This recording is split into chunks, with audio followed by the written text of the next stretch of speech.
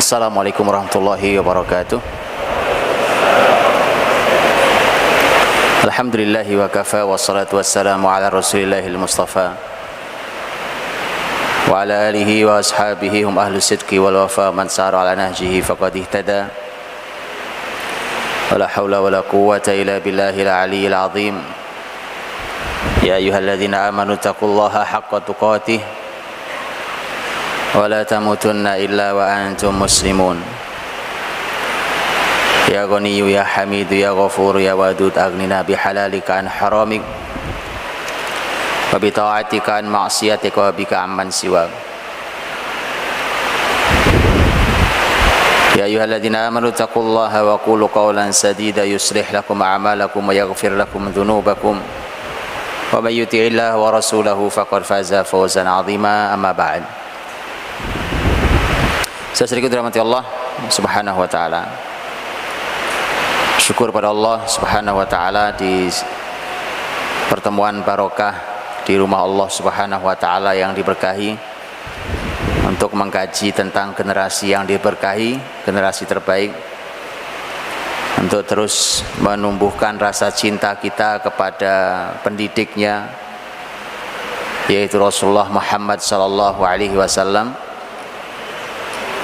agar menjadi uswatun hasanah bagi kita, menjadi teladan terbaik bagi kita, dan bersyukur kita diberikan Allah potret yang sempurna, sehingga dengan mudah seharusnya kita mencoba melakukan, berani menjalankan setelah komprehensif mengilmuinya. Saya ikuti bagian rahmati Allah SWT dan mitra muslim yang berbahagia. Pembahasan kita hari ini seperti disampaikan oleh saudara kita moderator tentang cara kaya ala 3 sahabat, Utsman bin Affan radhiyallahu anhu, Abdurrahman bin Auf radhiyallahu anhu, dan Zubair ibn Awam radhiyallahu anhu. Bapak Ibu, sebenarnya saya tidak terlalu suka membahas tema ini. Ini jujur, saya tidak terlalu suka membahas tema ini. Mengapa begitu? Karena ilmu itu disampaikan harus disesuaikan dengan keadaan. Mu'adz bin Jabal radhiyallahu anhu menyembunyikan ilmu panjang sekali sampai menjelang meninggalnya. Itu pun beliau sampaikan karena beliau takut merasa berdosa. Tidak ada hubungannya dengan Mu'adz sebenarnya, tapi maksud saya adalah Nabi waktu menyampaikan ilmu ke Mu'adz, dan Mu'adz bertanya, afala ubasyirun nas, bolehkah saya kabarkan berita gembira ini pada seluruh masyarakat? Kata Nabi, la, jangan. Menjadi unik ketika ilmu disampaikan Nabi ke sahabat, tapi oleh Nabi dikatakan jangan sampaikan ke orang lain. Padahal ilmunya ilmu kabar gembira, karena ilmunya adalah siapa yang mengucap la ilaha illallah masuk surga. Nabi katakan jangan, karena kata Nabi fayattakilu, karena khawatir masyarakat ini akan malas beramal. Allah, masuk surga gampang, maka jadi malas beramal. Itu apa artinya? Artinya bahwa kata Nabi jangan menyampaikannya, karena hari ini masyarakatnya masyarakat yang masih kalau disampaikan mereka akan malas beramal. Artinya cara berpikirnya, pondasi dasarnya belum cukup. Hari ini saya menyampaikan tema ini. Ini tema begini sudah sangat lama, bertahun-tahun saya hindari, Pak. Kenapa? Karena saya bicara di hadapan sebuah masyarakat, apapun yang dilakukannya cuma pengen satu, pengen kaya. Itulah mengapa saya tidak suka menyampaikan itu. Saya pernah diminta untuk mengisi sebuah acara Saya pikir panitianya salah undang waktu itu, karena saya diminta mengisi acara entrepreneurship Muslim. Saya tidak pernah mengisi begituan. Saya bilang, tapi karena sudah diundang, sudah datang, kemudian saya ngisi. Saya bilang, para entrepreneur lain biasanya kalau bicara tentang entrepreneurship adalah bagaimana menjadi pengusaha, kemudian menjadi kaya raya, kemudian menjadi orang yang mulia setelah kaya, menjadi orang yang banyak infak sedekah, kira-kira gitu ya. Saya bilang, rasanya panitia salah undang, saya bilang, karena saya tidak suka membahas itu. Kenapa? Kalau Anda baca sejarah, teman-teman, kalau babnya cuma kaya itu sesuatu yang pasti terjadi. Bacalah sejarah. Sahabat itu lapar teman-teman. Di mana muslimin di Madinah dikepung, diintimidasi dari sejak Mekah, bahkan di Madinah di awal-awal tahun 1, tahun 2, tahun 3, tahun 4 sampai tahun 7. Walau grafik ekonomi naik, tetapi sahabat itu bahkan mereka, kalau kita merujuk pada kalimat beberapa sahabat setelah selesai menaklukkan perang Khaybar, Yahudi lawan Yahudi di Khaybar tahun 7 Hijriah, maka di situ sahabat mengungkapkan, karena Khaybar itu negeri kaya raya, penghasil kurma terbesar di Jazirah Arab saat itu. Disitulah kemudian para sahabat mulai mengatakan, sekarang baru kami tahu rasanya kenyang. Jadi ternyata selama ini sahabat itu nggak tahu kenyang itu kayak apa ya rasanya. Itu bukan basa-basi. Karena kalau teman-teman buka sejarah Ashabus Suffah umpamanya, para sahabat yang tinggal di Suffah, salah satu sahabat yang tinggal di Suffah diantaranya Abu Hurairah radhiyallahu anhu. Abu Hurairah itu sendiri pernah bercerita, saya itu pernah berdiri dan pingsan di samping mimbar Nabi Sallallahu Alaihi Wasallam. Sampai sahabat menduga saya ini ada penyakit apa begitu. Kata Abu Hurairah, demi Allah, bukan karena penyakit saya jatuh pingsan, tapi karena lapar. Itu Abu Hurairah, yang nantinya jadi pemimpin besar, nantinya mempunyai harta melimpah. Pemimpin, nanti beliau juga sempat ke Bahrain, beliau diutus kemana-mana, jadi ilmuwan besar, menjadi perawi hadis paling banyak periwayatannya yang sampai pada kita hari ini, 5.374 hadis. Tapi itu nanti. Nah, itu masa-masa awal begitu itu, ya seperti itu. Kan antum tahu Bilal kan? Semua tahu Bilal radhiyallahu anhu. Tapi begitu Allah memberikan kemenangan pada negeri-negeri Islam atas perjuangan mereka itu, kaya itu apa ya? Bukan sesuatu yang kita seperti yang hari ini kita kejar-kejar begitu, Pak. Akhirnya saking kita ini mengejar kekayaan, sampai apa saja yang kita lakukan itu karena ingin kaya.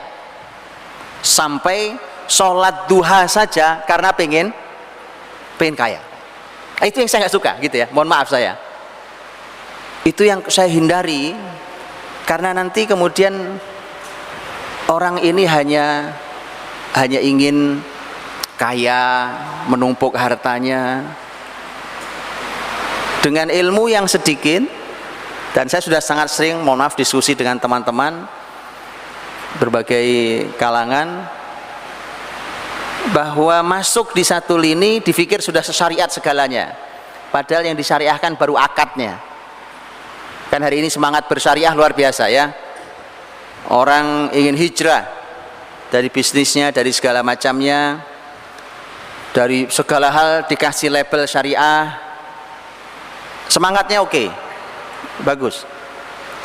Tapi yang jadi masalah adalah ilmu yang tidak komprehensif, itu satu. Dan yang kedua, semangat berilmunya selalu cepat sekali merasa puas, sehingga bicara tentang bisnis umpamanya baru masuk di satu poin, yaitu akad.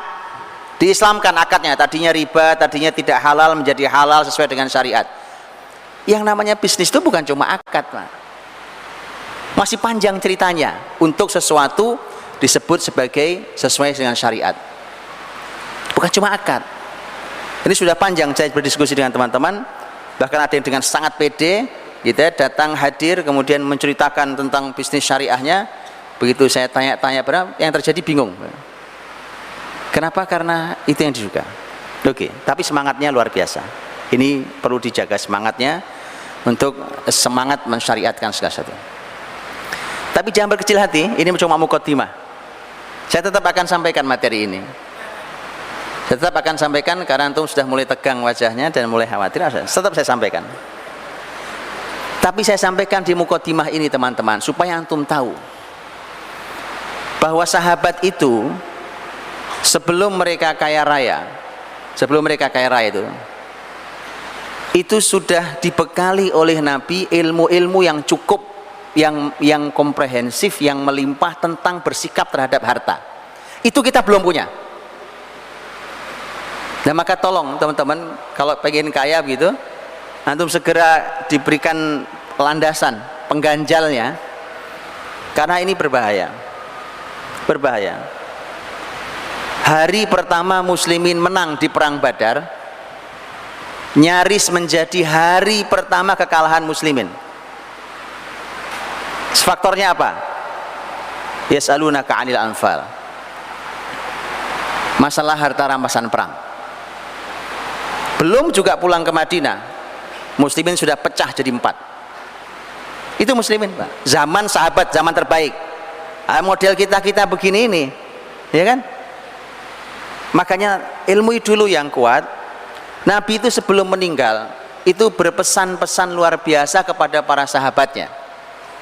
Banyak sekali pesan-pesan Nabi SAW tentang masalah harta. Kenapa? Karena setelah ini kalian kaya raya. Kalian kaya raya setelah ini semua. Maka pesan Nabi banyak masalah harta. Di akhir-akhir hidup Nabi itu, di antaranya adalah pesan Nabi di pagi hari selesai sholat subuh, saat sahabat mulia Abu Ubaidah Al-Jarrah datang membawa harta banyak sekali, harta zakat, infak, sedekah dari satu suku.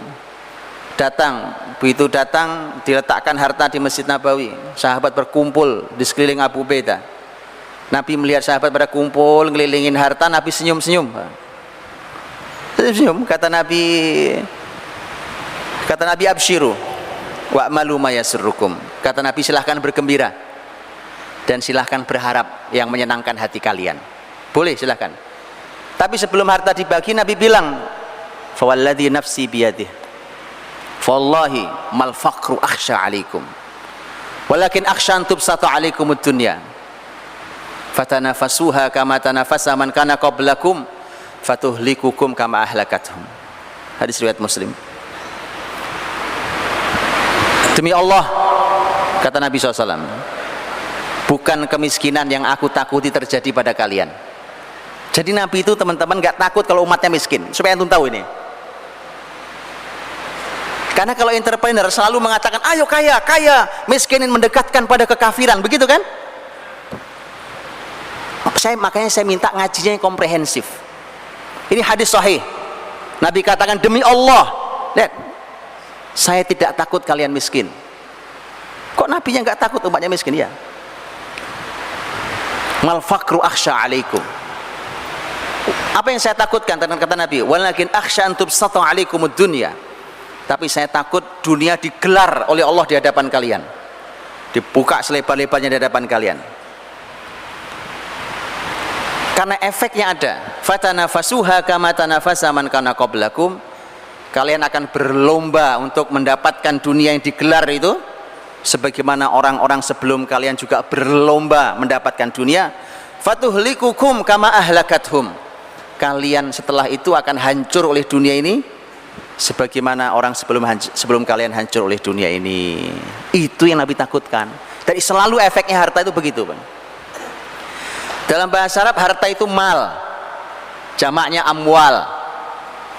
Dan itu oleh Quran dipakai kata mal, amwal, silahkan diketik. Itu banyak sekali ayat bicaraan menggunakan kata mal dan amwal. Teman-teman, kenapa kitab suci terakhir menggunakan bahasa Arab itu? Karena itu bahasa pilihan Allah. Dan kata bahasa Arab itu dari sejak awal katanya sudah menunjukkan makna aslinya. Harta itu bahasa Indonesia, Tapi dalam bahasa Arab mal, teman-teman tahu arti mal? Kata mala itu artinya miring, condong miring Pak, miring. Tahu orang miring? Negatif atau positif?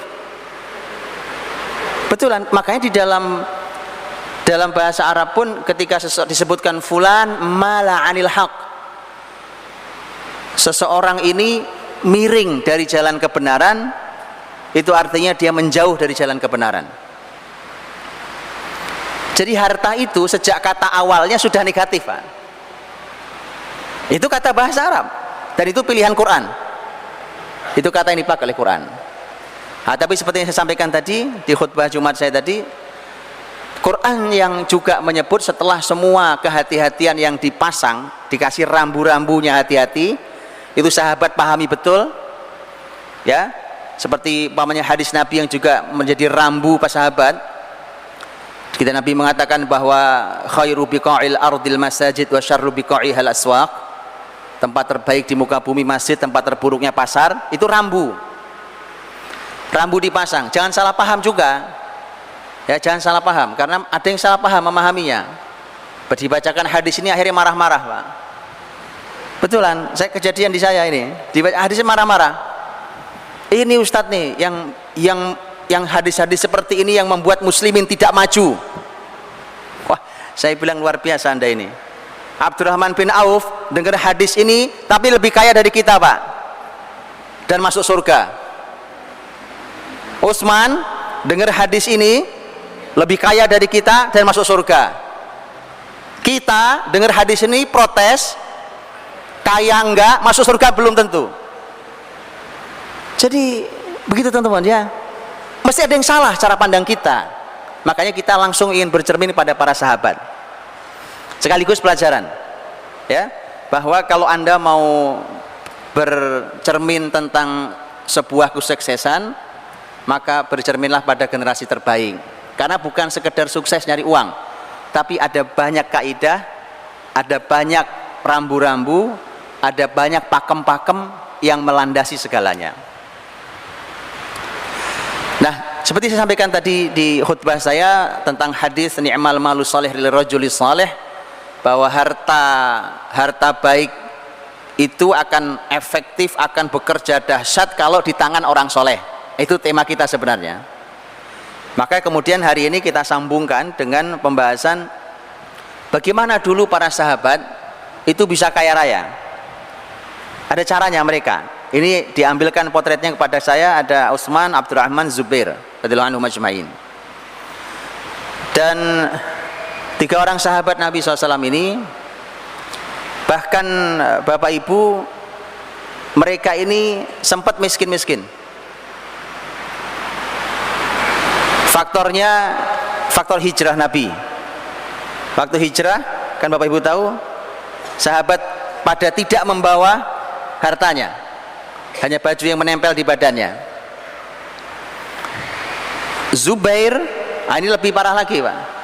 Zubair sebagaimana penuturan istrinya yang juga putrinya Abu Bakar, yaitu Asma binti Abu Bakar, yang menuturkan bahwa waktu saya nikah dengan Zubair nggak punya harta kecuali hanya punya kuda. Kuda itulah yang tugas saya ngasih makan si kuda itu. Terus dalam kisahnya panjang.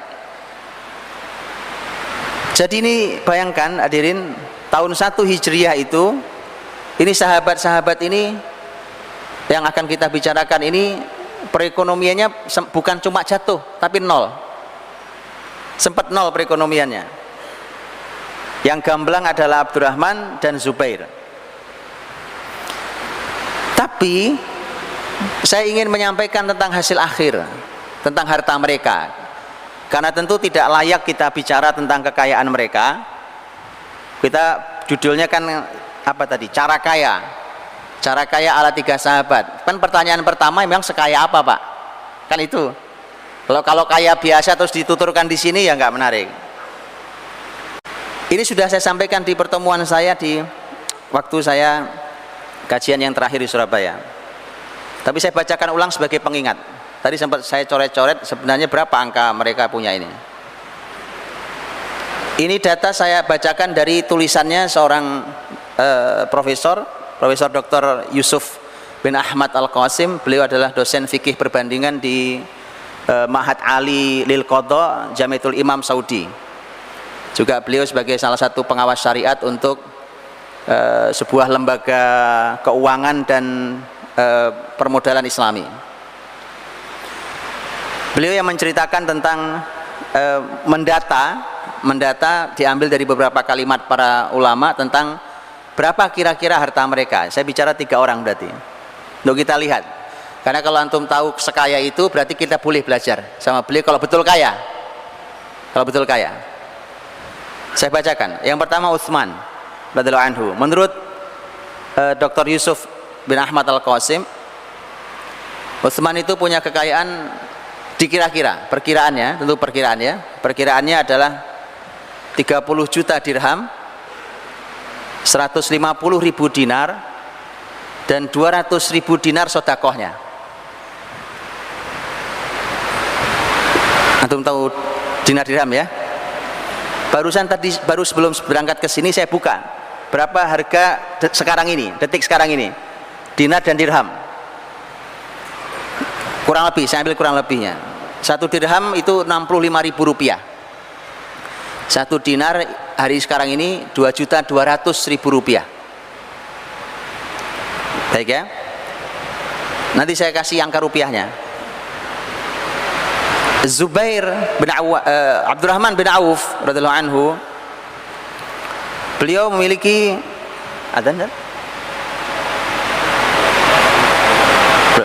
beliau memiliki harta kekayaan diperkirakan sejumlah 30.200.000 dinar.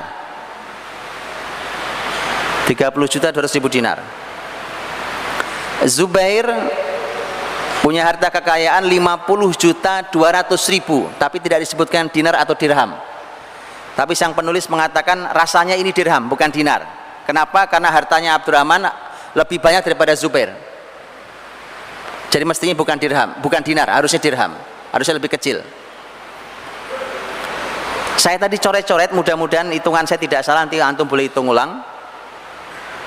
Saya bacakan kurang lebih rupiahnya, supaya saya sebutkan dulu supaya kita tahu pantas gak kita belajar ke orang-orang ini, gitu maksudnya. Orang-orang mulia ini, calon penghuni surga, dijamin masuk surga waktu mereka masih hidup di dunia, hidup kaya raya. Utsman itu kekayaan 30 juta dirham. 30 juta dirham itu ternyata 1,995 T. Jadi 1.950 miliar. 150.000 dinar itu 330 miliar. 200.000 dinar sedekahnya itu 440 miliar. Sedekah begitu ya, sedekah teman-teman. Jadi jangan cuma pengen kaya doang ya. Nah gini, sedekah 440 miliar. Silahkan, ayo habis itu nanti saya ajari cara kayanya. Tapi antum lihat dulu angka sedekahnya. Abdurrahman bin Auf dengan 30.200.000 dinar itu mencapai 66,4 T. Jadi 66.440 miliar. Zubair itu 3,2. Semua T ya. 3,263. Jadi 3 orang ini kalau ditotal 72,423. Jadi 3 orang itu hartanya 72,4. Cukup ya? Sudah adzan? Mudah-mudahan tidak ganggu sholat antum. Yang khusyuk sholatnya, sholat isya kita semoga Allah terima, jadi 72,4 T. Kita akan bicara tentang bagaimana mereka masuk surga tapi duitnya juga banyak gitu. Wallahu a'lam bishawab. Bismillah, alhamdulillah, wassalatu wassalamu ala rasulillah wa ba'd. Saudariku jamaah dan mitra muslim yang dirahmati Allah SWT, itu data angkanya, dan berarti kita nyatakan kita layak untuk belajar, begitu bukan begitu? Kita layak untuk belajar dari tiga sahabat Nabi yang mulia ini. Dan Bapak Ibu perlu ketahui juga di awal, beliau-beliau ini kalau hitungannya tahun 1 tadi ekonominya sebagian nol, ya, tahun 1 Hijriah nol, mereka ini meninggal tahun 30-an Hijriah. Jadi artinya harta triliunan itu oleh satu orang itu dikumpulkan selama 30 tahun saja. 30 tahun, ya. Contohnya umpamanya Utsman meninggal tahun 35 Hijriah. Zubair meninggal tahun 32 Hijriah. Abdurrahman bin Auf Zubair meninggal tahun 36 Hijriah, zaman Ali. Abdurrahman bin Auf meninggal tahun 32 Hijriah. Ini semua 30-an. Abdurrahman 32 Hijriah. Baik, sebelum saya sampaikan apa panduan penjelasan langsung dari beliau-beliau ini, ada satu poin penting yang harus sudah selesai sebelum bicara teknis. Karena mereka adalah ahli Quran, mereka paham persis kata tijarah, kata bai', kata syira dalam Quran. Perdagangan, jual beli atau beli jual, mereka paham persis dalam Quran. Itu dulu, karena itu panduan mereka sebelum yang lain. Mereka paham betul bahwa ternyata Allah ingin mengajak kita berpikir bahwa tema perdagangan jual beli itu bukan cuma tema duniawi, tapi tema ukhrawi juga. Selain tema dunia, kita jual beli berbisnis di tema dunia, karena tiga-tiganya ini pedagang, tiga-tiganya. Ternyata juga ingin Allah sampaikan tentang perdagangan akhirat sifatnya, ya, dan itu dalam beberapa ayat dalam Al-Quranul Karim. Hal adullukum ala tijaratin tunjikum min adzabin alim, umpamanya, maukah aku tunjukkan kalian perdagangan yang menyelamatkan kalian dari azab yang pedih. Ini tentang perdagangan, tijarah, jangan, dan seterusnya. Saya tidak bahas panjang itu. Itu kemudian segala hal perdagangan dengan semua jenisnya, dari mulai akadnya sampai model transaksinya dan seterusnya, tidak boleh ada pelanggaran syariat. Oke, ini sudah selesai nih. Yang begini kalau di kita belum selesai, ya belum berarti. Ini karena yang mau disampaikan ini adalah teknis sekali. Teknis sekali. Kan ini kan yang antum tunggu, teknis sekali. Tapi harus selesai di dua hal itu. Yang pertama, kita harus mengerti tentang tema perdagangan dengan Allah. Perdagangan muslim itu di dunia sampai di akhirat. Dan yang kedua, jauhi segala hal di dalam urusan bisnis perdagangan yang melanggar syariat. Itu dulu diselesaikan. Ya, jadi kalau masih nyangkut syubhat, nyangkut riba, nyangkut gharar, nyangkut tipu menipu, nyangkut, itu belum masuk di pembahasan kita. Mau antum tiru sekalipun, jadi nggak akan sama. Paham ya? Karena pondasinya beda. Pondasi yang berbeda, antum bangun bangunan yang tinggi, yang terjadi malah roboh. Baik, sekarang saya bacakan tentang kalimat Utsman radhiyallahu anhu. Bagaimana Utsman radhiyallahu anhu beliau mencapai harta sebanyak itu. Beliau mengatakan, kuntu u'alij wa unammi wala azdari ribhan wala ashtari syaikhan wa aj'alur ra'sa ra'sain. 5 poin. 5 poin. 1. Kuntu u'alij. Aku ini u'alij. Kata u'alij itu kalau sebenarnya kata ilaj artinya obat Pak, sebenarnya, ngobati sebenarnya. Tapi maksudnya adalah saya terjun. Jadi saya langsung yang terjun ngurusi bisnis ini. U'alij. Nanti kita jelaskan. Wa unammi, kata unammi, nama itu artinya mengembangkan, menumbuhkan, mengembangkan, dan saya mengembangkannya. Wala azdari ribhan, saya tidak meremehkan keuntungan. Wala ashtari syaikhan, saya tidak membeli yang tua.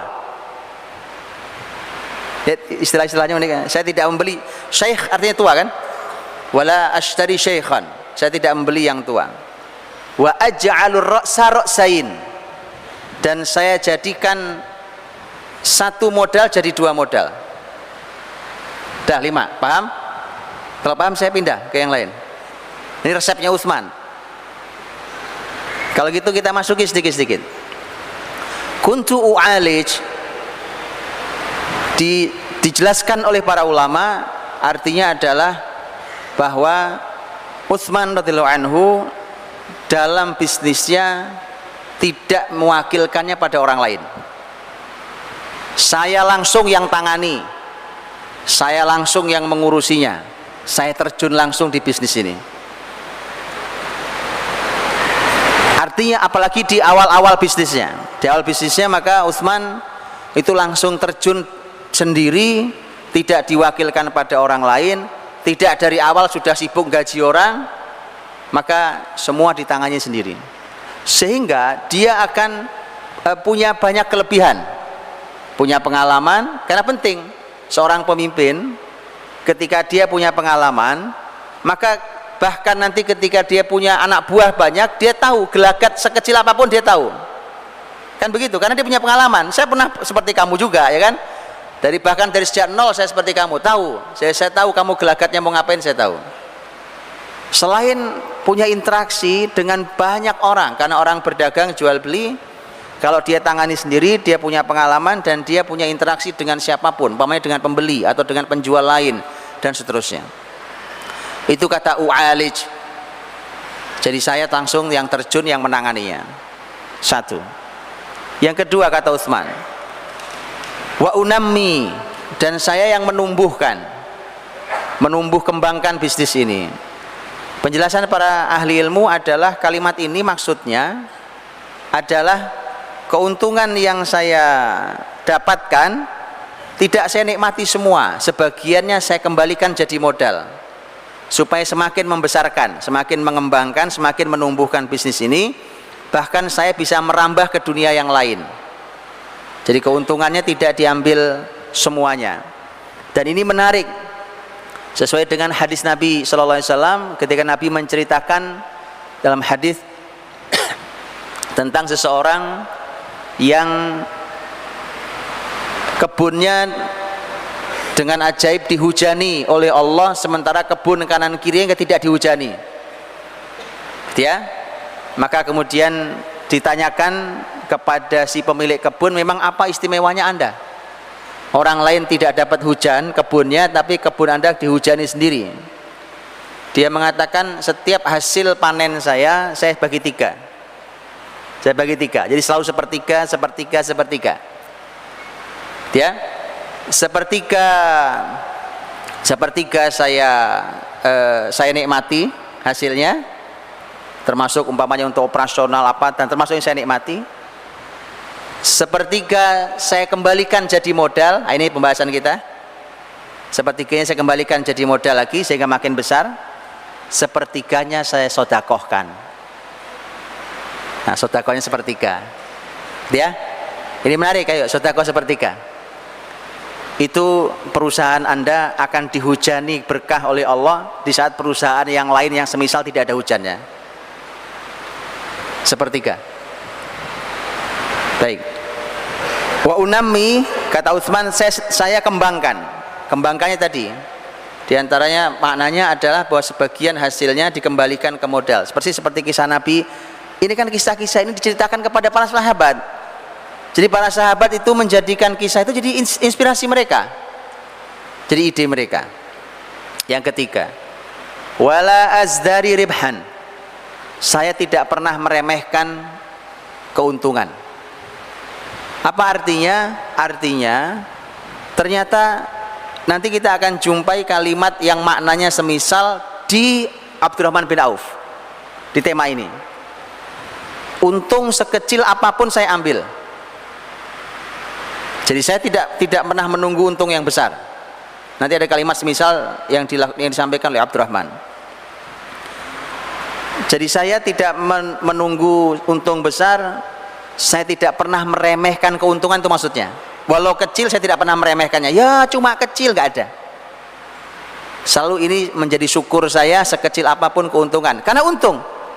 Masya Allah, orang lain rugi, saya untung, walau kecil untungnya. Lihat barokahnya. Dan ini hadirin juga menentukan tentang berapa besaran seseorang boleh mengambil keuntungan. Kalau ditanya secara hukum fikih berapa besarannya seseorang boleh mengambil keuntungan, para ahli ilmu mengatakan tidak ada batasannya. Boleh, antum punya modal, antum lipatkan menjadi 100%, 200%, 300% boleh. Tapi ada satu kalimat yang kalau Nabi katakan, sahabat pasti akan berhenti di kalimat itu. Itu kebiasaan sahabat. Memang begini harus dilatih, termasuk harus dilatih.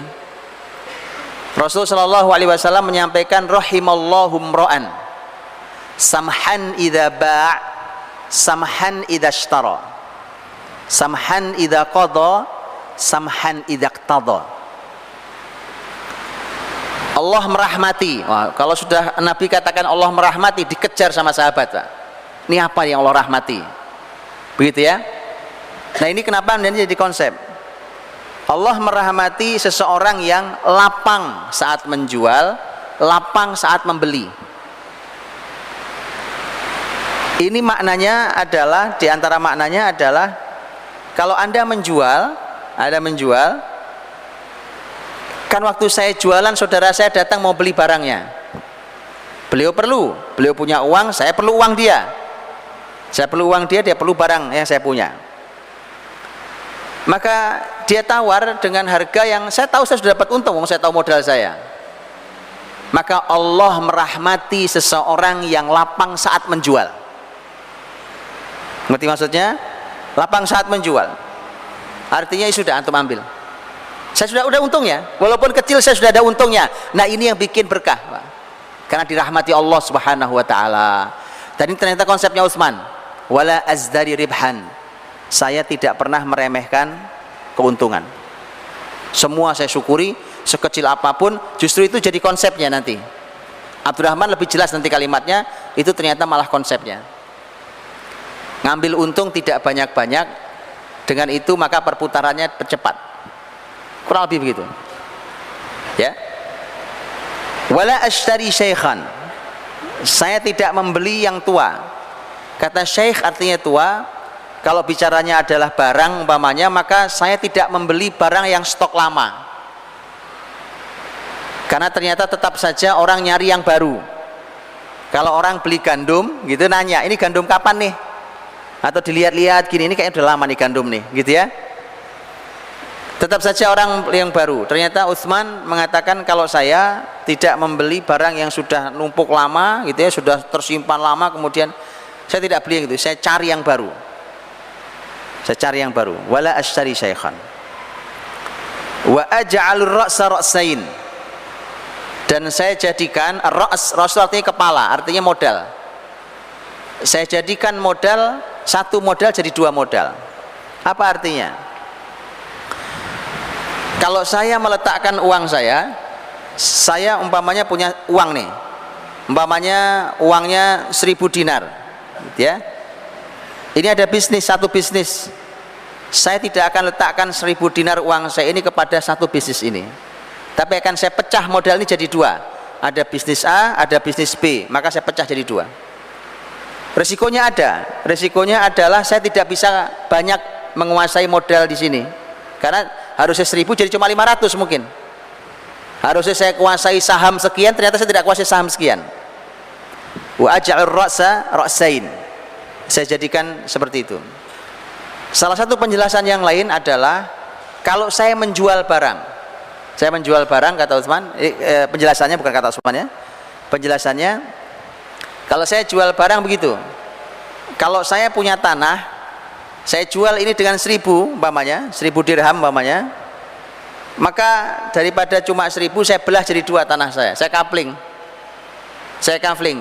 dengan dua kapling, siapa tahu jadi 1500 totalnya. 750 jadi 1.500, saya untung 500 gitu.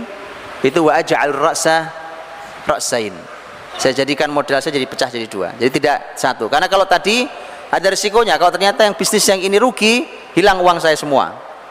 Tapi kalau dua begini, maka yang ini rugi, saya mungkin masih untung di sini, bahkan mungkin bisa menutup yang sini. Ya, jadi dibuat beberapa opsi. Itu Utsman radhiyallahu anhu. Abdurrahman bin Auf radhiyallahu anhu, saya ingin memulai dari kalimat terkenal beliau, di mana beliau mengatakan dullani 'alas suq, tunjukkan pada saya di mana pasar. Di mana kalimat itu disampaikan saat Abdurrahman bin Auf tidak punya harta sama sekali, hijrah meninggalkan Mekah menuju Madinah dalam keadaan tidak membawa harta sama sekali, padahal hartanya banyak di Mekah. Maka ditampung oleh saudaranya yang baru dikenalnya, yaitu Sa'ad bin Rabi', sahabat kaya Madinah radhiyallahu anhu. Dan kisahnya antum semua tahu, Sa'ad bin Rabi' siap berbagi rumah, berbagi kebun, berbagi istri. Berbagi istri maknanya adalah saya ceraikan, mana yang kamu mau dari salah satu istri saya, kalau itu yang paling kau minati maka silakan ambil, nanti selesai masa iddahnya silakan kamu nikahi. Itu maksudnya. Nah ini, maka Abdurrahman mengatakan barakallahu fi ahlikum fi amwalikum wa ahlikum, semoga Allah memberkahi hartamu dan keluargamu. Semoga Allah berkahi keluargamu dan hartamu. Artinya saya tidak ambil, semoga Allah berkahi. Kamu sudah berniat baik, didoakan keberkahan. Dullani 'alas suq, tunjukkan di mana pasar. Tunjukkan di mana pasar. Orang sehebat Abdurrahman, dengan skill tinggi Abdurrahman, tanpa modal, dengan skill tinggi masuk ke dunianya, langsung punya keuntungan di hari pertama. Ya saya tidak tahu, para teman-teman entrepreneur mungkin lebih ahli. Kalau hari ini teori entrepreneurship selalu ya sekali pertama gagal biasa, dua kali juga biasa, tiga kali juga biasa gitu ya. Kalau Abdurrahman nggak biasa. Karena Abdurrahman bin Auf hari pertama masuk pasar, ditunjukkan pasar. Di mana pasar? Tunjukkan saya. Ditunjukkan pasar, itu pasarnya. Tunjukkan pasar, masuk pasar. Hari itu tidak ada modal. Wong dipinjemin saudaranya juga nggak mau dia. Tidak ada modal, tapi punya skill dia. Bayangkan itu, dia punya skill tanpa melanggar syariat. Karena hari ini kita kadang-kadang diajari skill, tapi tidak peduli halal haramnya. Ya. Abdurrahman bin Auf dengan skill tingginya masuk ke pasar, kemudian beliau hari itu dia mendapat keuntungan. As-samin wal aqid. Samin itu minyak samin tuh, samin. Aqid itu susu yang dibekukan. Dia kurang lebih lah, dia kurang lebih itu aqid namanya. Itulah dua keuntungan yang didapat oleh Abdurrahman bin Auf. Begitu ditelateni setiap hari sampai dia bisa beli emas. Emas pertama yang dia beli tidak terlalu banyak memang, tapi lumayan. Ya nawati min dhahab, ada emas walau tidak besar. Begitu dia punya emas walau tidak besar, langsung nikah. Nah, itu. Jadi begitu harusnya antum. Sudah duit sudah punya, sekolah sudah selesai, nikah enggak, maunya apa? Iya toh? Makanya, jadi teman-teman, itu Abdurrahman. Makanya pagi hari bertemu Nabi Shallallahu Alaihi Wasallam dalam keadaan wangi, rambutnya klimis sekali. Terus Nabi bertanya, Abdurrahman, nampaknya pagi ini indah sekali, kamu wangi klimis sekali. Abdurrahman mengatakan, semalam saya menikah ya Rasulullah dengan seorang gadis dari Ansor. Ala wazni nawatin min dhahab, maharnya emas. Nah tadi emas tadi itu yang dia beli nggak seberapa banyak, tapi dia sudah bisa beli emas. Kemudian Nabi SAW mengatakan aulim walau bisa. Kalau gitu kata Nabi, buatkan walimahnya walau hanya dengan seekor kambing. Karena Abdurrahman saat itu belum punya banyak uang. Nggak apa-apa Abdurrahman, walau seekor kambing buat walimahnya, ayo potong kambingnya kita makan bersama. Aulim walau bisa. Nah, dullani al suq itu ada banyak semangat yang harus jadi memang skill tinggi, dan dia sangat berani karena dia percaya betul dengan skillnya. Saya hanya perlu di mana lokasinya, ini dunia saya akan masuk ke sana. Lihat, hari ini setiap kita bicara bisnis pasti tidak jauh dari modal, bukan begitu? Yang difikirkan sudah macam-macam perencanaan, ujung-ujungnya modalnya dari mana modalnya. Abdurrahman tidak pernah bicara modal. Abdurrahman cuma perlu tunjukkan di mana pasarnya. Itulah mengapa teman-teman dirahmati Allah, Abdurrahman bin Auf itu tidak ingin langsung besar. Kan hari pertama cuma samin dan akid, nggak apa-apa. Cuma itu nggak apa-apa. Jadi tidak terburu-buru, karena ternyata terburu-buru itu ternyata juga bisa menjadi jebakan sendiri. Ada musuh yang siap menjebak bahkan, gitu ya. Itu semangat dullani ala suq, dan langsung berani karena skillnya tinggi, langsung action. Ayo kita action. Kalau ilmu sudah komprehensif, skillnya tinggi, jangan jadi wacana. Bismillah, jalan. Baik. Yang kedua, Abdurrahman mengatakan, ma bi'tu dainan, saya tidak menjual sesuatu dalam bentuk utang, cash. Nanti mau beli cash. Kenapa begini? Lihat teman-teman, kok kesannya Abdurrahman kejem banget ya kan? Masuk mas saudara tidak mau bantu? Tidak. Kalau urusan bantu jangan tanya. Saya sudah sering sampaikan, Abdurrahman bin Auf itu Masya Allah hartanya ditebar di masyarakatnya, Pak. Penduduk ibu kota Madinah itu, penduduk ibu kota sepertiga pernah dibayari hutangnya oleh Abdurrahman bin Auf, sepertiga pernah dihutangi oleh Abdurrahman bin Auf, dan sepertiga pernah disilaturahimi dengan uangnya Abdurrahman bin Auf. Bisa sering sampaikan. Artinya kalau urusan sodako jangan tanyakan itu. Tapi sekarang saya sedang bisnis bukan? Yang hasilnya kan saya sodakohkan lagi. Kalau akad kita bisnis maka tidak ada utang. Antum mau beli cash. Kenapa? Ini yang mulai harus kita tumbuhkan. Budaya ngutang itu tidak benar. Ngutang boleh, tapi budaya hutang tidak benar. Maka saya mohon maaf sebesar-besarnya. Kalau orang megang kartu kredit, Pak, kemudian nanti umpamanya, mohon maaf sekali lagi, umpamanya kemudian dibilang, tapi ini Pak kartu kredit syariah. Oke? Mohon maaf saya cuma bertanya, tolong dijawab, di mana syariahnya membuat hutang menjadi sistemik? Kalau ngutang boleh, benar. Hutang boleh, benar. Nabi pun ngutang. Boleh hutang itu. Dengan syarat bisa bayar, bertekad membayar dan seterusnya. Tetapi dengan kartu, kita pegang kartu kredit, maka hutang menjadi sistemik. Karena kemanapun kita beli tinggal gesek, betul? Hutang jadi sistemik itu, saya mohon diajari di mana syariatnya itu. Di mana syariatnya menjadikan hutang sebagai sistem. Rasul Shallallahu Alaihi Wasallam ketika bicara tentang jual beli, Nabi mengatakan yadan biyadin, ha biha, artinya tangan ketemu tangan. Yadan biyadin artinya cash. Mana uang antum? Ini barang saya punya, cash. Membiasakan cash itu luar biasa teman-teman, karena hari ini ternyata Masya Allah, karena hutang dibuat sistemik, akhirnya orang mengambil keuntungan dari hutang itu. Akhirnya orang beli cash malah susah dapat barangnya. Yang begini ini perekonomian yang sebentar lagi roboh, karena ini perekonomian tidak normal. Coba saya tunjukkan. Kalau Anda ingin menjual, Anda menjual barang, kemudian orang datang ngutang, orang datang ngutang. Normal itu? Gak normal. Anda mungkin akan jawab, Pak, tapi itu ada lembaga keuangan yang mengcover itu, bukan si tokonya sih dapat cash, ada lembaga keuangan. Justru itulah kemudian lahirnya lembaga-lembaga keuangan yang fungsi uang menjadi sangat berkuasa, uang itu. Padahal uang itu dalam Islam dibatasi hanya sebagai alat tukar, tidak lebih.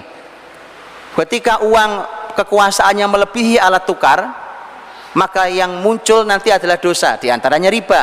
Karena riba itu membuat uang menjadi komoditas, kan begitu, menjadi barang yang dijual dan seterusnya.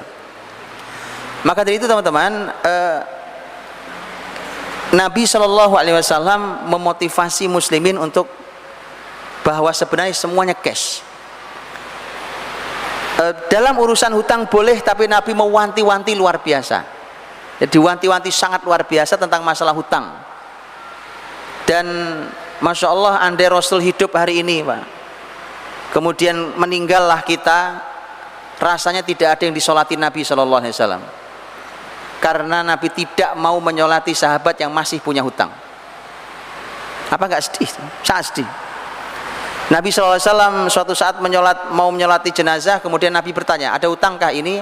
Ada ya Rasulullah. Kata Nabi, sholat kalian saya nyolatkan, saya tidak mau nyolatkan. Kemudian seorang sahabat mengatakan, ya Rasulullah, dia punya hutang 2 dinar, kalau saya tidak salah 2 dinar, dan saya yang nanggung. Nabi kemudian sholatkan, Nabi mau menyolati. Esok harinya sahabat yang menanggung laporan, ya Rasulullah, utangnya sudah saya bayar. Nabi mengatakan, al-an baru dajil tuh, sekarang sudah dingin kulitnya. Paham maksudnya?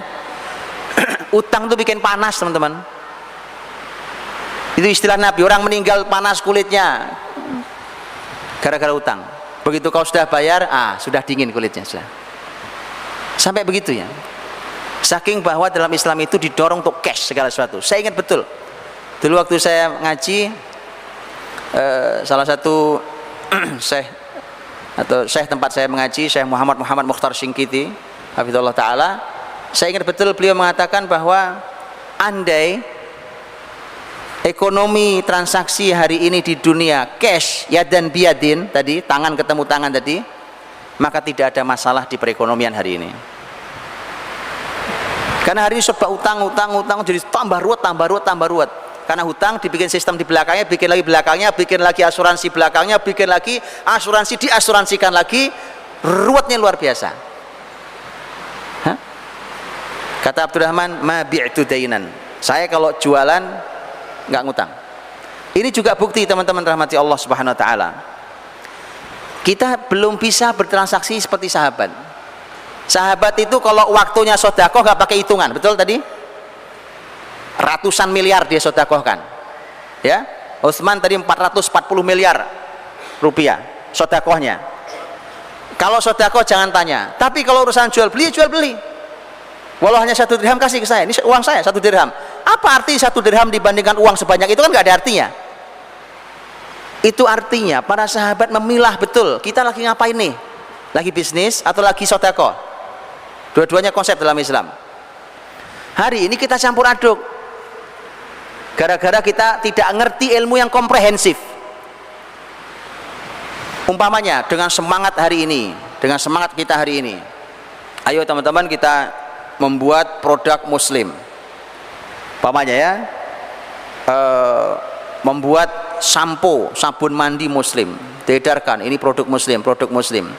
Orang membeli dibandingkan dengan harga yang ada di toko yang sudah biasa dari perusahaan lain, dilihat, lah ini mahal Pak produk muslim. Penjualnya mengatakan, kamu itu niat sedekah kenapa sih? Tanyakan pada yang jual, Mas, Anda lagi jualan atau pengen disedekahi? Paham maksud saya? Abdurrahman bicara tentang masalah bisnis, saya bisnis, utang tidak ada utang. Kalau urusan mau bantuan, saya kasih sedekahnya, bukan utang. Saya kasih sedekahnya. Bisa dipahami? Dibedakan hal itu. Terus bagaimana Pak? Itu pikirkan itu. Itu kenapa tolong diilmui. Semangat tidak cukup, tolong diilmui. Kemudian Abdurrahman mengatakan, walastaqlaitu ribhan. Ini yang tadi saya bilang. Persis juga kalimat lain, walam urid an arbah katsiran. Kalau yang walastaqlaitu ribhan artinya saya tidak pernah menganggap sedikit keuntungan itu. Berapapun keuntungan tidak pernah saya anggap sedikit. Berapapun sedikitnya saya anggap itu untung. Bukan untungnya sedikit, tetapi sedikit apapun ini untung. Paham ya? Dan walam urid an arbah katsiran, saya tidak ingin untung banyak. Itu konsep Abdurrahman, Pak. Kurang lebih sama dengan kalimat Utsman radhiyallahu anhu. Ternyata itu konsep sahabat. Mengapa? Walaupun boleh, tapi dalam Islam, teman-teman, itulah mengapa saya sering katakan naiklah dari pembahasan sekedar naiklah dari pembahasan fikih muamalah halal haram kepada pembahasan yang lebih tinggi. Ada dua jenjang begini. Ini halal haram, ini mulia. Ini sudah halal, baik, silahkan diambil, boleh antum ambil, tapi ini mulia. Ambil keuntungan, saya buat ambil keuntungan 100%, 200%, boleh, silahkan ambil.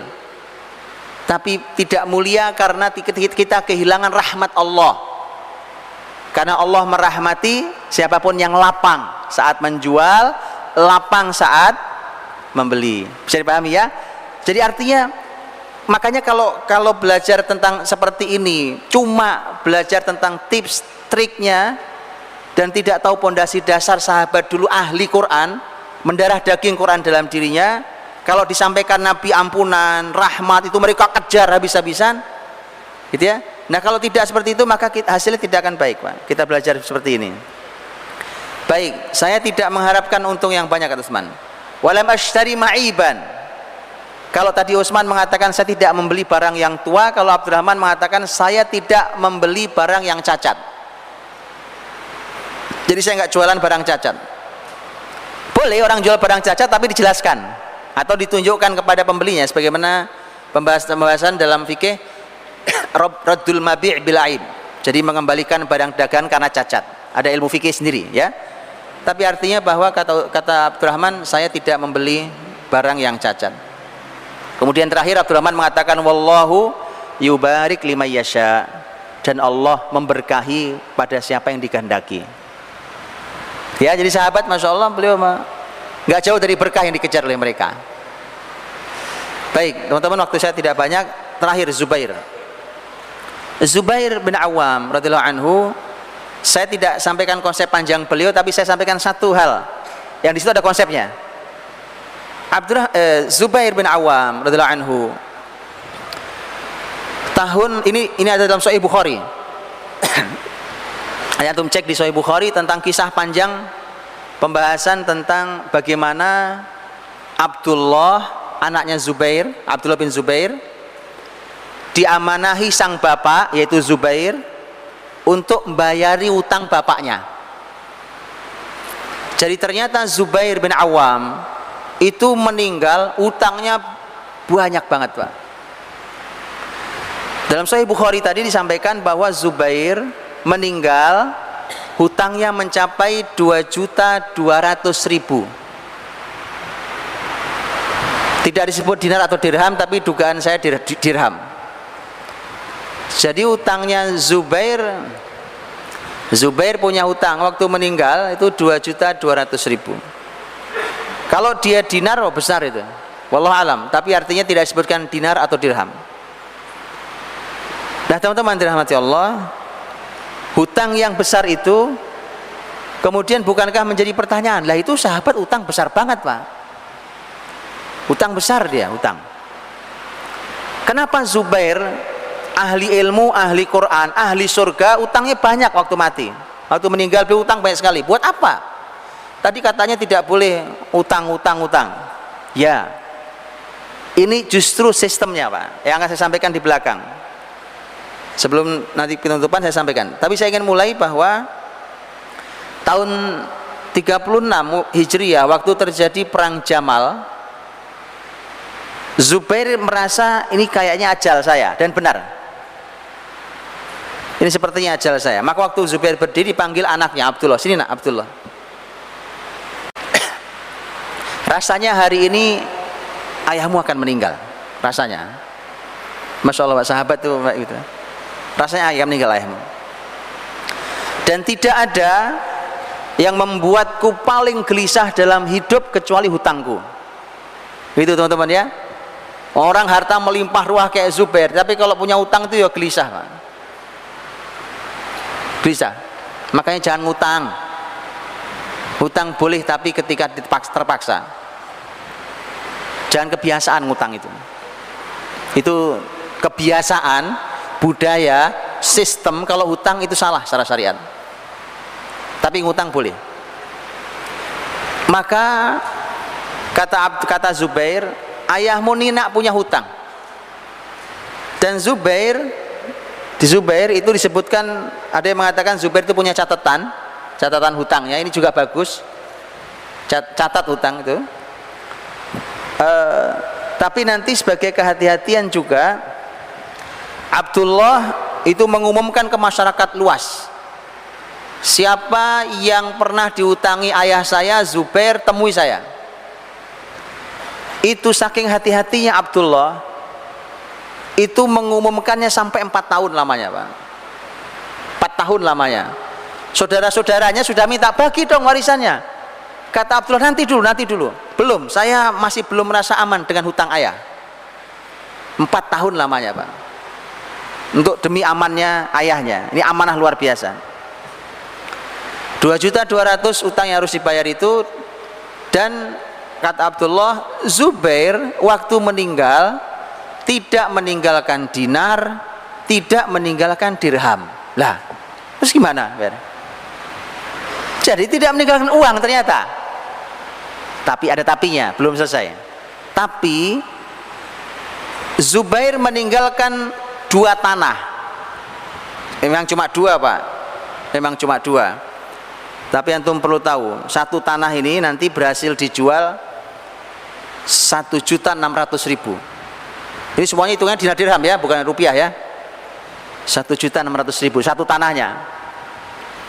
Padahal dulu tanah yang dijual 1.600.000 ini dulu belinya cuma 170.000. Ya, berlipat ya. Ada 2 tanah yang ditinggalkan Zubair. Ada 11 rumah di Madinah, ibu kota. Ada 2 rumah di kota Basrah, ada 1 rumah di kota Kufah, dan ada 1 rumah di Mesir. Gitu ya. Tapi hati-hati teman-teman berpikir investasi, karena hari ini Anda jangan sampai antum salah dalil. Dengar kalimat itu salah dalil. Jangan sampai. Hati-hati dengan investasi yang kemudian dianggurkan, menganggur. Tidak boleh bumi Allah dibikin nganggur, rumah dibeli kosong rusak atas nama investasi. Tanah dibeli nganggur kosong, bumi Allah sampai gersang. Dosa besar. Dosa, Pak. Bumi Allah tidak boleh dibikin seperti itu. Boleh antum investasi tapi garap. Atau garapkan ke orang lain. Rumah dimanfaatkan atau disewakan dan seterusnya. Pokoknya harus menghasilkan bumi Allah ini. Nah, Zubair kemudian nanti hutangnya oleh Abdullah diproses. Kisah panjangnya ada dalam Sahih Bukhari, silakan dibaca. Kisahnya panjang sekali. Bagaimana proses pembayarannya sampai tuntas. Bahkan Zubair sudah pernah pesan sebelum meninggal, "Nak, nanti kalau ayah meninggal, kemudian harta ini sudah kamu bagi dan kok masih ada sisanya, maka ayah berwasiat sepertiga." Loh, masih sempat berwasiat, Pak. Sepertiga. Saya wasiat sepertiga. Bagi ke anak-anakmu, Abdullah. Abdullah bagi ke anak-anakmu. Jadi sepertiga diwasiat. Karena kan cucu kan tidak dapat ketika ada anak laki-laki dalam warisan. Maka Masya Allah saking cintanya Zubair pada cucunya, dia kasih melalui jalan halal, yaitu wasiat. Dan benar, ternyata masih tersisa nanti uang itu, Pak. Tersisanya banyak, Pak. Tadi kan saya bilang tadi, uangnya sangat banyak. Dan bahkan nanti masih dapat warisan. Masih dapat warisan. Karena istri Zubair ada 4. Maksud saya yang sahabat itu kalau meninggal istrinya maksimal, Pak. Abdurrahman meninggal istrinya juga 4. Zubair meninggal istrinya juga 4, gitu ya. Jadi memang mereka Masya Allah, Pak, itu indahnya orang soleh. Umurnya panjang-panjang, duitnya banyak, istri maksimal. Mati masuk surga. Loh, gitu kok diatur syariat gak mau, ya kan? Ayolah, diatur syariat ini enak, Pak. Masya Allah, lihat orang-orang soleh ini, ya kan? Itu keempat istrinya masih mendapatkan warisan sangat besar. Masing-masing dapat warisan besar-besar. Jadi ternyata memang masih lebih hartanya. Terakhir, sudah habis waktu saya. Ini malah menjadi konsep. Mengapa Zubair utangnya banyak? Ada dua catatan penting. Satu, Zubair hutangnya banyak, tapi Zubair tahu asetnya besar. Begitu dia meninggal, ditutup utangnya masih lebih banyak. Itu satu penting. Nah, yang kedua ini yang konsep, menarik. Yang kedua ini, Zubair bin Awam radhiyallahu anhu, orang-orang jujur seperti beliau itu mendapatkan amanah penitipan uang oleh masyarakat. Jadi kalau hari ini menjadi seperti tempat menyimpan uang, tempat simpan pinjam, koperasi, bank kayak gitu ya. Dulu sempat menyimpan uang tuh orang-orang soleh itu. Persis seperti Rasul Muhammad SAW. Bukankah waktu Rasul mau hijrah, Nabi minta Ali tidur di kamarnya, di tempat tidurnya? Salah satu pesan Nabi, tidurlah di sini, dan ini harta, besok kembalikan ke fulan. Harta ini harta milik mereka. Loh, kenapa harta mereka ada di Nabi Muhammad? Karena mereka walaupun menolak dakwah Nabi, tapi mereka tahu Nabi Al-Amin, orang yang amanah. Uang titip ke beliau nggak akan hilang, nggak akan dipakai, nggak akan nipu. Sistem itu masih terus berjalan, dan itu nanti menjadi sistem besar, namanya sistem sorf atau sorrof pelakunya, atau soyarifah jamaknya. Itu sistem dalam Islam besar sendiri, bahwa satu orang berfungsi seperti tadi. Salah satu fungsinya adalah untuk masyarakat mempercayakan uangnya. Jadi orang datang berombongan rame-rame gitu kan, datang sendiri-sendiri, datang ke Zubair. Zubair, saya punya uang, nitip uang ke kamu ya. Nanti uangnya saya ambil kira-kira umpamanya bulan Ramadan tahun depan umpamanya, atau saya ambil nanti pas begini. Zubair, setiap orang datang mau menitipkan uang, Zubair bilang saya tidak mau, kecuali uang ini saya statuskan hutang saya kepadamu. Apa bedanya? Kalau titipan, saya dapat titipan uang ini tidak boleh saya apa-apakan, Pak. Namanya titipan itu tidak boleh diapa-apakan. Tugas saya adalah mencari pahala dengan menjaga harta saudara saya. Saya jaga baik-baik supaya tidak hilang. Saya dapat keutamaan berupa pahala dari Allah SWT, kemuliaan. Tapi kalau utang, duitmu saya utang ya, maka statusnya utang. Kalau utang sudah punya saya, cuma nanti saya bayar waktunya. Itulah mengapa Zubair hutangnya banyak. Jadi sebenarnya itu harta nasabahnya, statusnya hutang. Ini sebenarnya inspirasi besar teman-teman. Kenapa tidak ada bank syariah yang berani melakukan ini? Mengapa tidak ada BMT yang berani melakukan ini? Ini salah satu, ini belum sistem yang lain. Ini salah satu sistemnya. Orang datang cuma mau nitip, nah, saya utang ya. Karena nitip, Anda kan harus bayar safety box, ya kan? Untuk pengamanan segala macam harus bayar. Bagaimana kalau saya utang? Ini menjadi modal tambahan buat Zubair. Itu mengapa bisnis Zubair jadi besar sekali. Karena Zubair punya dana, yang itu dana bisa dipakai halal, dan itu adalah modal. Makanya kalau berpikir tentang modal, jangan selalu hanya minjam ke bank, ke ini. Banyak saudara muslim kita ini yang bisa berkumpul bersama, bisa meminjamkan, bisa bekerja sama, bisa menggunakan transaksi baik salam, bisa menggunakan istisna, bisa banyak transaksi dalam Islam yang menjembatani modal, gitu ya, teman-teman. Jadi silakan pelajari dalam pembahasan ekonomi syariah, karena di sana apa yang ada dalam pembahasan fikih dalam Islam itu adalah solusi-solusi. Itu saya kira, semoga yang sedikit bisa memberikan gambaran bagaimana mereka dulu, para sahabat 3 orang ini, mereka memiliki konsep. Dan memang kalau dulu Bapak Ibu, orang-orang soleh dulu itu bicaranya memang tidak panjang-panjang, sekilas-sekilas begitu, tetapi prakteknya itu yang luar biasa. Kayak tadi contohnya kalimat simpel-simpel, tapi kayanya luar biasa, gitu ya. Nggak teori panjang, buku tebel-tebel ditulis ya kan, teorinya panjang-panjang, ya duit nggak banyak-banyak juga. Nah ini tidak, kalimat singkat-singkat, paling beberapa poin, tapi duitnya banyak. Khair, mudah-mudahan Allah berkahi seluruh yang kita miliki, Allah berkahi harta kita, juga Allah sucikan jiwa kita. Wallahu a'lam bishawab. Saya kembalikan, Ustaz. Baik, mitra muslim dan juga jamaah Masjid Yayasan Perguruan Al-Irsyad, masih ada sisa waktu sekitar 7 menit atau 6 menit ya. Saya buka satu pertanyaan saja ya.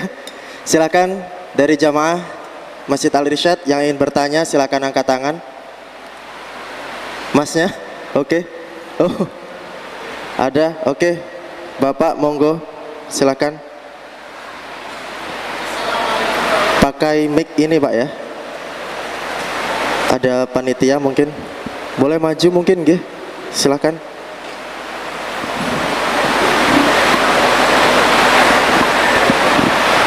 Cek. Assalamualaikum warahmatullahi wabarakatuh. Saya Hamka dari Jamaah Masjid Tanwir Asamrowo ingin bertanya, bagaimana dengan kami yang sudah menggeluti bisnis tadi perniagaan, dagang, kemudian ada harta yang didapat, kalau ada ikhwan ini, tentunya bukan saya, ikhwan, dia modalnya Ustadz dari orang tuanya itu modalnya pegawai pajak. Sedangkan pajak itu sendiri dalam Islam bagaimana? Kemudian modalnya dia sudah terlanjur dengan modal dari harta ayahnya, harta pajak, gitu Ustaz. Jadi atau ada ikhwan lain juga yang dia berbisnis, kemudian sudah ada modalnya dari awal, orang tuanya profesinya dari rentenir. Jadi apakah semua modal dibuang terus dari nol atau bagaimana Ustaz? Jazakumullahu khairan katsiran. Terima kasih Bapak atau Mas Hamka ini ya. Jadi bisnis modalnya dari orang tua yang pegawai pajak, kemudian orang tua yang rentenir, ini bagaimana Ustaz kalau modalnya dari sumber-sumber seperti itu? Baik, ini jawabnya susah Pak. Masya Allah, kasihan jawabnya memang susah. Kalau bicaranya rentenir, maknanya riba, rentenir ya, riba ya uang haram, dan dosanya tidak sederhana. Dosa besarnya pun levelnya tinggi, bahkan lebih tinggi dari dosa besar, beberapa dosa besar yang lain. Bicara tentang pajak, ini pajak ya, bicara tentang pajak, teman-teman rahmati Allah, para ahli ilmu menyampaikan bahwa hukum asalnya pajak itu tidak boleh, kecuali karena beberapa hal maka dibolehkan. Ya, jadi pahami cara ulama bicara. Ulama kalau berbicara itu ada kaidahnya, bukan boleh, bukan begitu. Hukum asalnya tidak boleh, tapi dia menjadi boleh kalau terpenuhi beberapa syarat. Itu fatwa-fatwa para ulama. Nah, untuk itu maka memang harta yang dipakai tadi itu, harta yang dipakai dengan sumber seperti itu, tentu kita tahu tidak clear, tidak clean, gitu ya, hartanya tidak clean. Maka memang kalau kita mau dari sejak awal menjadi barokah dan kemudian bertumbuh, berkembang juga, semoga berkahnya melimpah sehingga memudahkan pertumbuhan dan perkembangan, dan juga menjadi terjaga, karena pertumbuhan berkembang itu terkadang bahaya. Jadi tumbuh kembang besar tapi terjaga, itu barokah. Maka semestinya dia boleh dia bertahap, silahkan, karena tidak sesederhana orang berpikir untuk berbalik. Maka cobalah mencari sumber dana yang lebih bersih, sumber dana yang lebih bersih, carilah, insya Allah Allah mudahkan. Banyak saudara-saudara kita, Masya Allah, tadi saya sudah katakan, orang-orang baik itu, Bapak Ibu, itu tidak perlu banyak orang, ini banyak sekali, tidak perlu banyak orang untuk menyelesaikan masalah besar, karena faktornya faktor kualitas, apalagi jumlahnya banyak seperti ini. Semestinya ketika berkualitas maka banyak sekali solusi.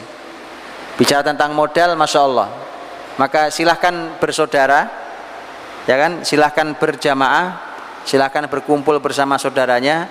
Disitulah kemudian kita bangun ekonomi ini bersama, sekaligus kita uji sampai di mana iman kita, karena ekonomi, harta itu ujian keimanan.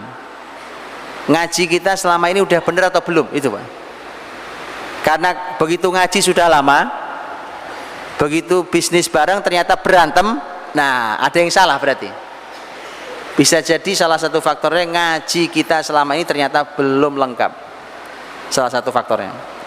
Kita jadi silahkan cari yang lebih clear, lebih clean, lebih mendekati keberkahan, lebih halal, ya, dan itu akan membuat kita nyaman, berkah, dan semoga diberikan Allah kebesaran. Wallahu a'lam bishawab. Kalau misalnya bisnisnya ini sudah jalan Ustadz, jadi awal modalnya dari uang seperti itu, kemudian bisnisnya sudah jalan, ini gimana solusinya mungkin? Ya, artinya ketika bisnis sudah jalan, nanti kalau secara hukum silahkan tanya pada para ustadz ekonomi syariah ya. Tapi artinya bahwa ketika sesuatu sudah berjalan, maka nanti juga sebenarnya kita punya pilihan-pilihan, punya pilihan-pilihan. Maksud saya selalu cobalah untuk menjadi lebih baik. Bahwa kemudian pilihannya ada yang saya perlu bertahap Pak, ya silahkan ditahapi tapi harus lebih baik dari hari ke hari. Ada yang mengatakan tidak Pak, sekarang juga saya tutup, silahkan ditutup kalau Anda berani. Karena itu juga ada orang-orang yang sangat kuat seperti itu dan luar biasa. Ya, maka silahkan diukur karena memang ketika Rasul bersabda, innallaha thayyibun la yaqbalu illa thayyiba. Sesungguhnya Allah itu baik dan tidak menerima kecuali yang baik saja. Nah itu masalahnya. Ketika sesuatu tidak baik, ketika Allah tidak terima, tidak mau terima, nah ini menjadi masalah ini Pak. Ini masalah. Kalau Allah tidak bersama kita, karena berserikatnya kita, bersamanya kita dalam urusan apapun, itu dalam hadis qudsi Rasul menyampaikan, Allah berfirman, ana tsalithus syarikain ma lam yakhun ahaduhumal akhar. Aku ini, kata Allah, aku ini yang ketiga dari dua orang yang berserikat selama tidak ada yang berkhianat. Jadi kita perlu Allah di dalam perserikatan kita. Allah akan selalu ada bersama perserikatan ini sepanjang tidak ada yang berkhianat di antara kita. Wallahu a'lam bishawab. Baik, terima kasih Ustadz Budi Asyari LC dan juga Mas Hamka tadi atas pertanyaannya. Terakhir Ustadz, ditutup dengan doa. Baik, Ibu dirahmati Allah, kita tutup dengan doa. Semoga Allah memberikan kepada kita, dicukupkan kita dengan yang halal sehingga kita tidak perlu dengan yang haram. Dicukupkan kita dengan ketaatan pada Allah sehingga kita tidak perlu tertarik dengan kemaksiatan. Dicukupkan kita dengan Allah sehingga kita tidak perlu dengan makhluknya. Allahumma salli wa sallim wa barik ala sayyidina Muhammadin wa ala alihi wa sahbihi ajmain walhamdulillahi rabbil alamin. Hamdan yuwafi ni'amahu wa yakafi mazidah. Ya Rabbana lakal hamdu wa lakal syukru kama yanbaghi li jalali wajhikal karimi wa adimi sultanik. Ya hayy ya qayyum bi rahmatika nastaghith. Aslih lana sya'nana kullah wa la takilna ila anfusina tarfata a'yunina. Rabbana taqabbal minna innaka antas samiul alim wa tub alaina innaka antat tawwabur rahim. Ya Ghaniyyu ya Hamid ya Ghafur ya Wadud. Aghnina bihalalika an haramik wa bita'atika an ma'siyatik wa bika amman siwak. Allahumma aslih ahwalal muslimin. Allahumma aslih lana dinana alladhi huwa ismatu amrina wa dunyana allati fiha ma'ashuna wa akhiratana allati ilaiha ma'aduna. Allahumma inna nas'aluka al-huda wat-tuqa wal-afafa wal-ghina. Allahumma inna nas'aluka al-huda wat-tuqa wal-afafa wal-ghina. Allahumma inna nas'aluka al-huda wat-tuqa wal-afafa wal-ghina.